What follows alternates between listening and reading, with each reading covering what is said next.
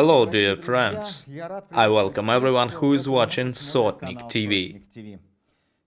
Today is Saturday, June 20th, 2020, 7 p.m. sharp in Moscow.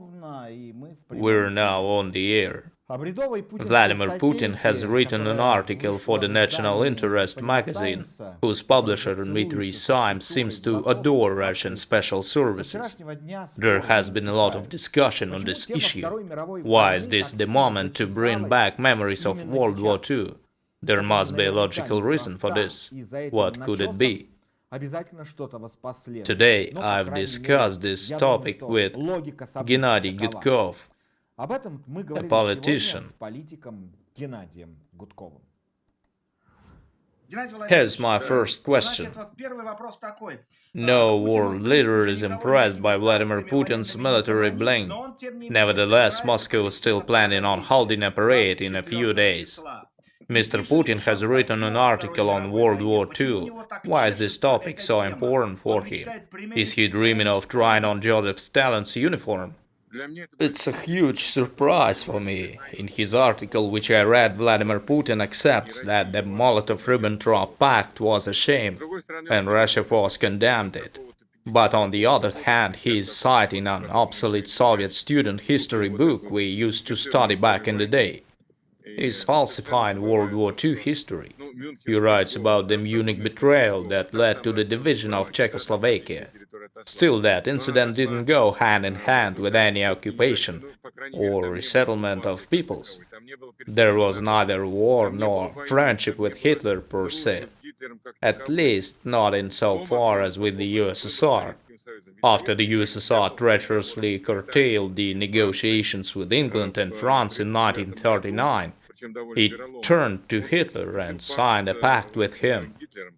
This treaty was supposed to be condemned by history, similar to the Munich betrayal, when it realized that the Prime Minister of Great Britain, along with his people, denounced the Munich betrayal back in 1939. While the Soviet Union has never condemned its treaty with Nazis known as Molotov-Ribbentrop Pact.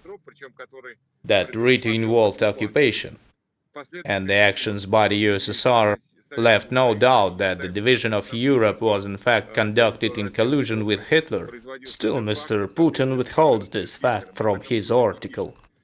Okay, Putin's perception of war may be left on his conscience. Everyone may have his own opinion, even though such opinion is flawed and has long been refuted by historians. That's not the main problem.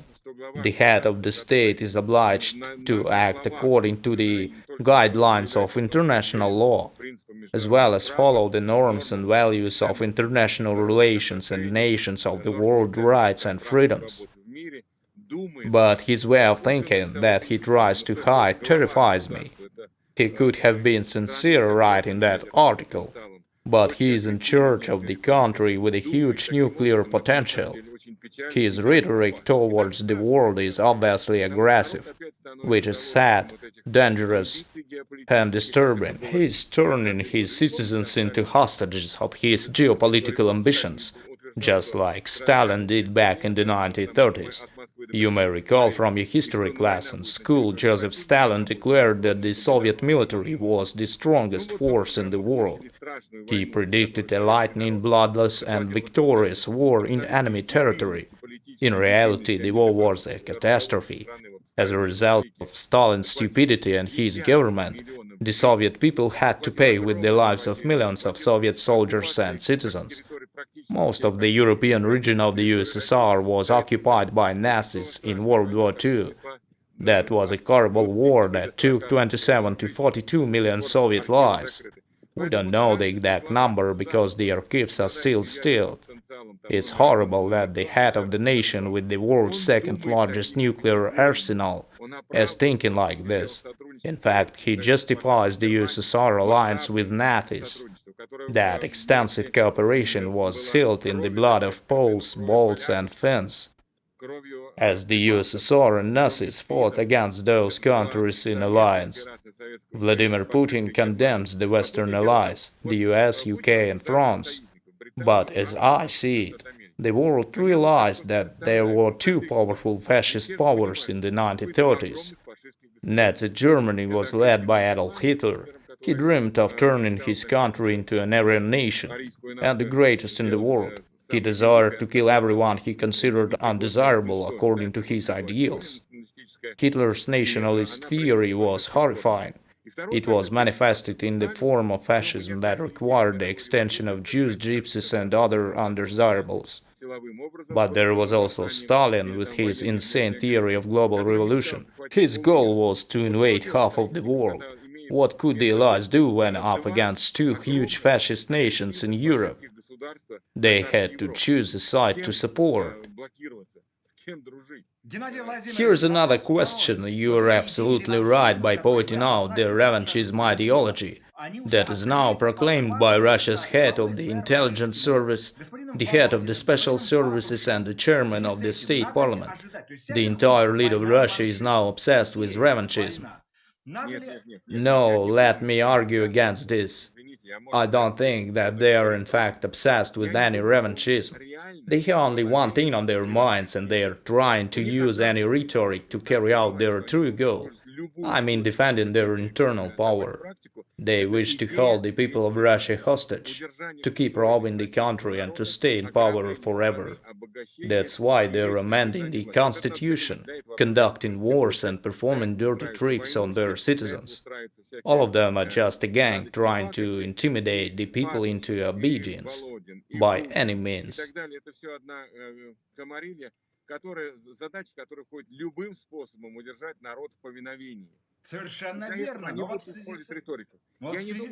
I don't think they are ready to go at war against NATO. They are not even strong enough to fight against Turkey. Okay, still let us look into the idea declared by Mr. Putin and his gang. Should we expect that in order to hold their power they will use the revanchism spirit and start the process of invading the lands that used to belong to the USSR? That's what we saw back in 2008, when a war at the post-Soviet space began. We need to realize that today's Russia is capable of fighting only against some small countries.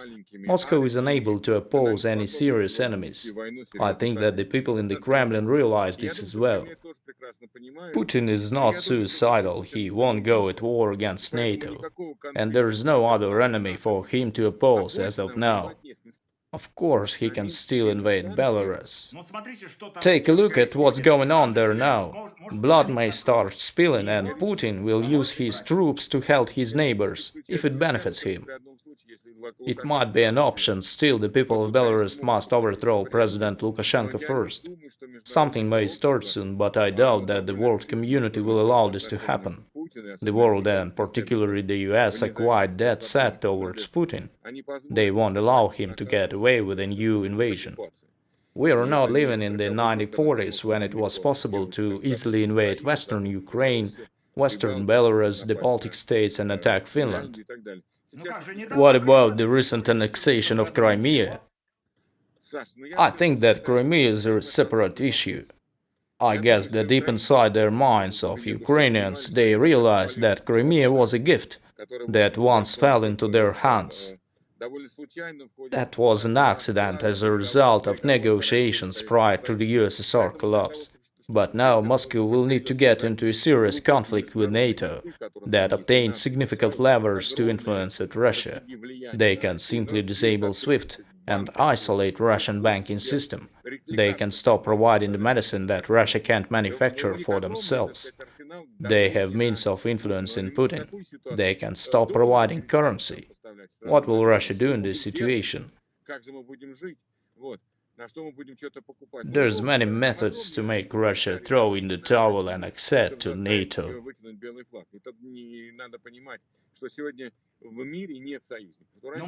But what if Russia decides to go hog wild with its ambitions? In that case, Moscow will need to launch nuclear missiles. In response to that action, the Kremlin, cities and bunkers will be struck with rockets.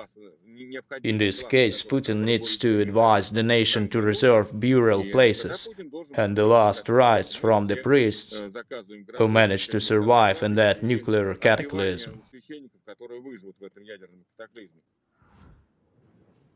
We are nearing the end of this report. Here's a video that was filmed in the city of Samara, which is a big city in the countryside, speculating about its past victories and current glory. This granny is 88 years old. She was discharged from hospital and is now begging for change to pay her utility bills. She owes 10,000 rubles, which is around $150.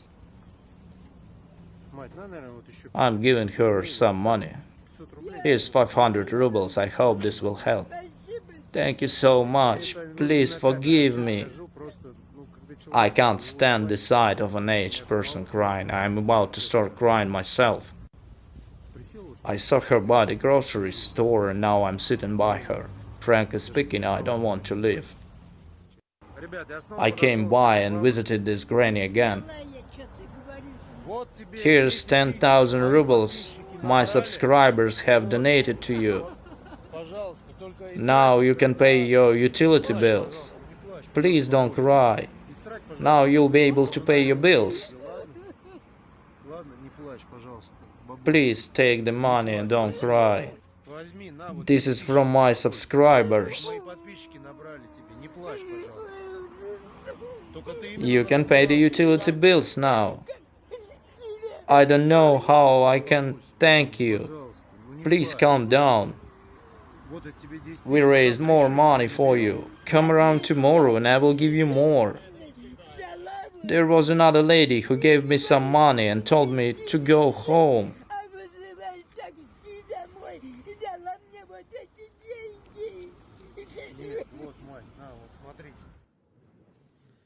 That was the footage from Samara. Unfortunately, I don't know the name of this guy. The only thing I want to do is to thank him.